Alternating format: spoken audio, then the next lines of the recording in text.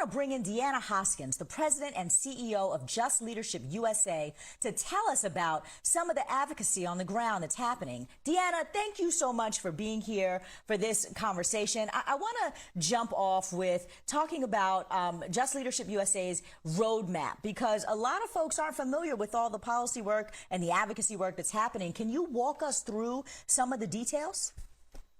Yes, thank you, Aisha. Thank you for having me. So at the top of this administration coming in, we immediately realized that advocates were going to start scrambling from the ground saying, what legislation can we push? We know legislation takes time. It gets blocked by different parties. You have to have a bipartisan. So we were able to actually release a roadmap. And in the roadmap, we listed the categories of things this administration can do from the executive level, administration, and legislation. So executive is things that the president can do right now, don't have to take it through Congress or any things. And those were some of the things that were undone by the last administration, such as the Federal Interagency Reentry Council, which Eric Holder at the time, AG Holder, put together, of 20 federal agencies coming together to look at the federal policies that were causing collateral consequences or barriers in our community for people impacted by the criminal justice system. Things like reinstating a reentry czar. That was a big recommendation from us, that he can simply, with a stroke of a pen, say, we want a reentry czar that is a formerly incarcerated person to help us in the White House on criminal justice issues.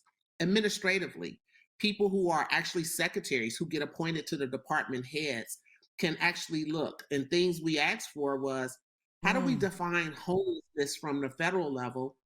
Because localities, although the definition says a person leaving an overcrowded institution, they have strategically disqualified leaving prisons and jails as an overcrowded institution returning to the community. So we're not even considered homeless when we return to our community, which disqualifies for a lot of federal supportive housing. Then, of course, legislatively, we're supporting the Act, which is legal marijuana. Just Leadership launched at the height of COVID. We realized everyone across the country was talking about 6 feet distancing, social distancing, having access to PPE, and nobody was talking about prisons, which was in every state. So governors were on the TV talking about what they were doing in their state, but they were not addressing one of the most vulnerable populations in their state. And even when the CDC came out with the vaccine guidelines of priorities, the first priority was people living in congregate living areas, nursing homes, college dorms, prisons. But each state strategically took prisons from group 1A and put them at the end of the line because there's a disqualification of the humanity of the individuals that are sitting in correctional facilities. So we launched that campaign, and Senator Duckworth has introduced a version of our bill on the federal level, asking and trying to incentivize states, because we realized there were no emergency preparedness plans for prisons and jails. You have them in nursing homes, you have them in office buildings. Everybody does a fire drill. What do you do in a case of an emergency? Prisons are the only facilities that are not required as a part of occupancy to have these plans. And we saw that once in Louisiana, in Katrina. They had a plan for the Humane Society to get cats and dogs out of New Orleans, but people in correctional facilities were stuck in cells with feces coming up out of the sewer. Cats and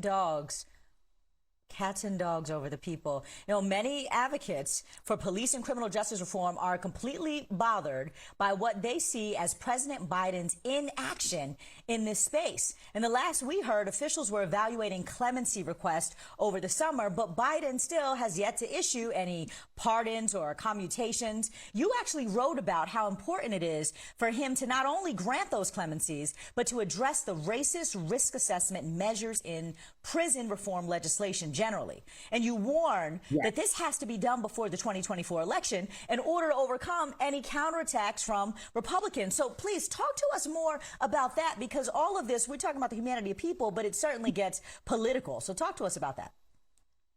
This is very political, and it's very strategic in how the last administration left this country, criminal justice being one of them. In 2018, what we saw was the Trump administration with advocates pushing for what they call the most progressive criminal justice reform in years, First Step Act.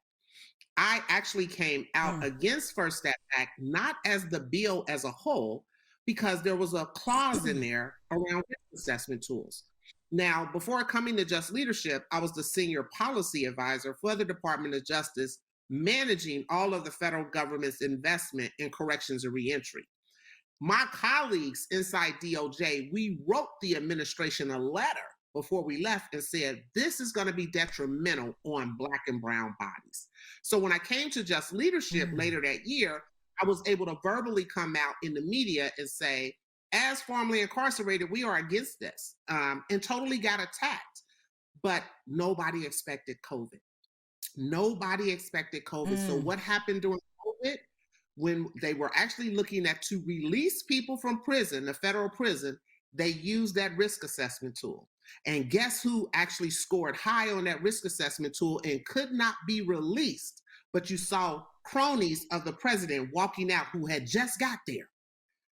Because Black and brown people always score high on risk assessment tools because of the questions. Our communities are over-policed. Our school has more police officers than we do school counselors. Our interaction with law enforcement happens at a younger age. Those are the questions that are on a risk assessment tool that determines your level of risk. So that's when we're saying risk assessments have become so dependent on in the criminal justice system that now even researchers who have created them are starting to see the disparities even in the risk assessment tool. But let's talk about go ahead. Okay. Well, I was actually going to, I don't have much time left with you, and I wanted to talk about investment strategy. Last month, we actually had the pleasure of having Commissioner Joel Castone on the show, and he was the first inmate to win a seat in public office in Washington, D.C. And right now, he's serving his constituents still from prison until he's released. And I wanted to just play you something that he had to say about the current affairs of things. As an elected official, I think the reason why we are in this current state because we need to invest on the front end. No entry trumps reentry. We need to invest on the front end instead of while someone is currently incarcerated. And then even though it's remarkable to have things over your inside and catch us when we come out, but let's turn off the faucet so they won't come in the beginning.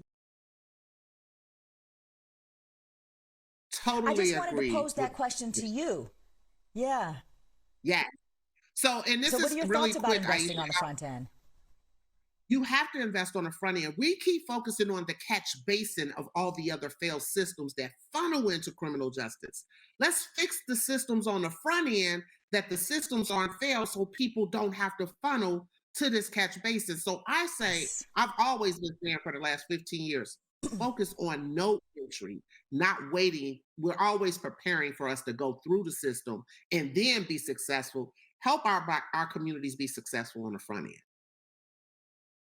Yes, DeAnna Hoskins of Just Leadership USA, thank you so much for your work and for coming and sharing and breaking it down with us on Amplified. We will continue to follow all that you're up to.